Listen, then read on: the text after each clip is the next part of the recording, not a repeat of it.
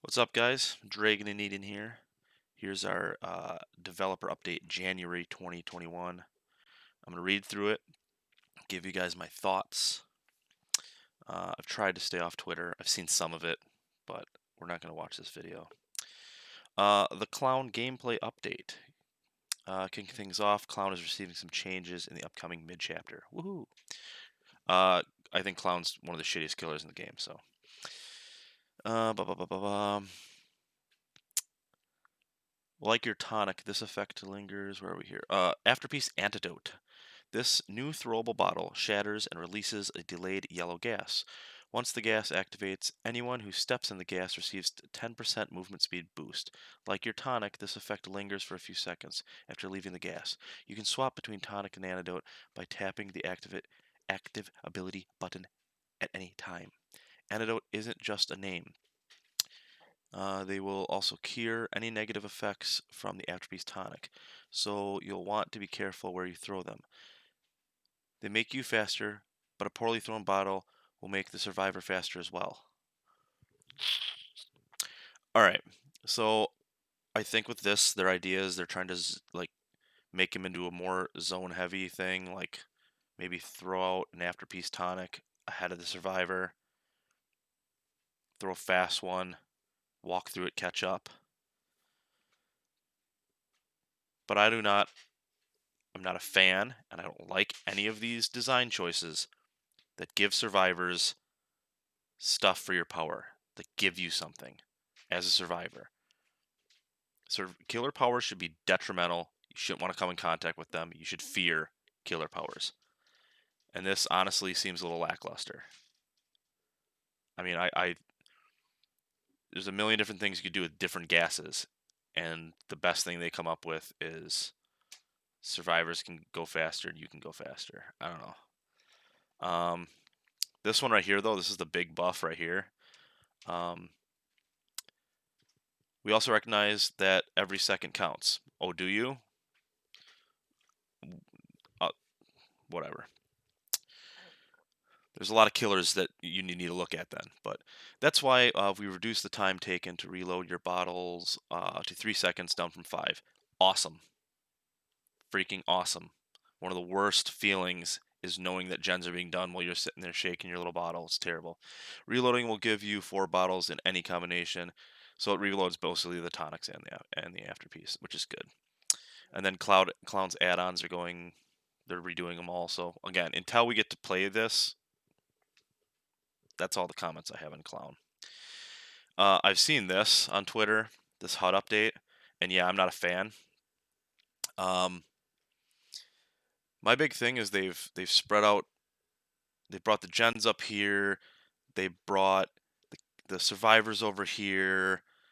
They moved your ability over here, and then they left a space open because everybody puts their cam there. Well, I don't put my cam there. My cam's down here. I'm not going to move my cam. I like where it is. I don't like all this looking around. So down here, basically, they're adding the character portraits. That is cool. I like that.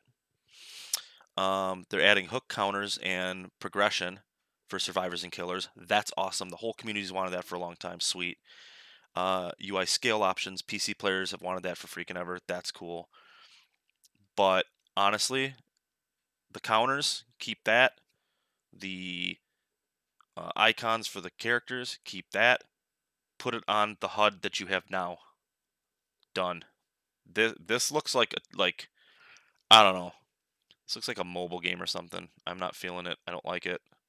I don't like to look around all over the freaking place. Like I stream, I already got to look at one monitor, look back over here. I don't know. It's not a fan. We'll see. Survivor locomotion animation update. So they're basically, we'll actually play this a little bit here. So this is probably gonna look better like on consoles and shit. But survivors are gonna have better locomotion. They have like a little bit different animation when they're injured. I think we'll see that right here with the UE.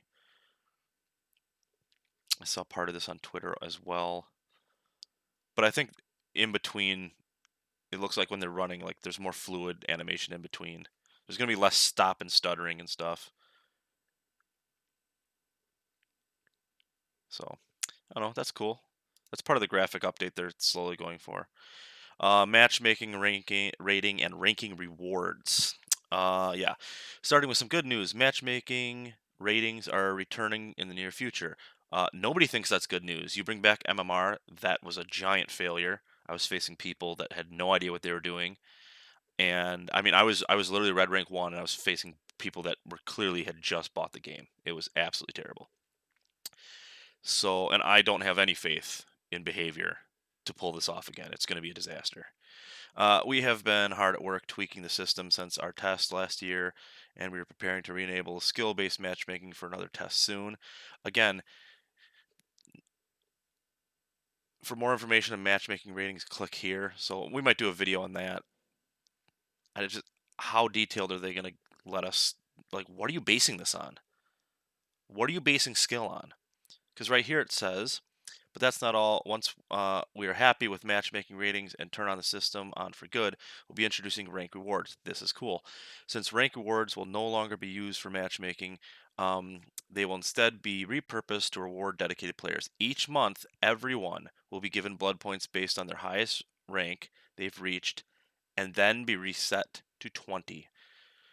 So before I move on, I haven't really heard anybody else talking about this. So rank reset basically drops you back like 4 levels or 1 rank color back. So a lot of times if I'm rank 1, I'll rank reset will bring me to rank 4 or rank 5 in purple, right? Every month we're all gonna drop to 20. Who wants to watch streamers like myself, killer mains, survivor mains, just bully the shit out of, like, we're gonna have matches where it's just like, why am I playing? Because everybody's gonna be ranked 20 for a little while. That's crazy. These blood points, it's cool. Like, I'm not gonna cry that we're getting more blood points, but this seems a little stingy. This isn't even a full match worth. This is a good match worth. You know, you could double a lot of these. Maybe times this by 0.5. Down here it does say that both roles. So if you get yourself to rank 1 that's 500,000 blood points. Well, how about make this 500,000 so I can get 1,000,000 blood points? Because I'm going to spend all that. You know what I mean? Graphic updates. The Chorus Pen Asylum and Gideon Meat Plant. So these are just concept art. So whatever. Look at those at your own leisure. And here's the meat of the stuff. Here's the guts of it. Wraith. True invisibility. Keen Survivor can see the Wraith while he is cloaked by a faint shimmer. To give him a small boost, we will be changing his cloak shimmer to only visible when close by. The Wraith shimmer will be completely invisible beyond 24 meters, somewhat visible between 24 to 16 meters, unchanged within 16 meters. The goal here, uh, the goal of this change is to make it harder for survivors to keep tabs on the Wraith while he is cloaked, while maintaining opportunity for survivors to react if he approaches in the open. So this is going to help him on big maps. I'm happy he's getting some type of buff because the Wraith is very weak. A lot of the original killers are weak. This isn't the real buff that I want for him, though. I want like the base 1 Windstorm add-on to like be his base movement speed when he's cloaked.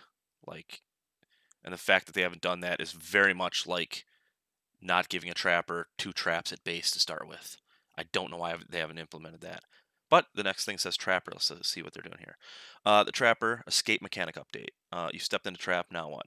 Previously, you would have a 25% chance to escape a trap at each attempt. This sounds simple on paper, but 4 attempts only adds up to roughly 68% chance to escape. This makes traps pretty unreliable. Survivors could get out their first try, or they could have a dozen tries. Yeah, a lot of times I'm playing Trapper, people get out right away. Other times, I go across the entire map and get them. I'm like, this guy's had to be sitting here like done like 9 tries, and I've had that happen to myself playing Survivor, which isn't fun either. So, let's see. Between 1 to 3 attempts, the chance to escape is lower than before. At 4 attempts, the chance to escape is roughly the same, and between 5 to 6 attempts,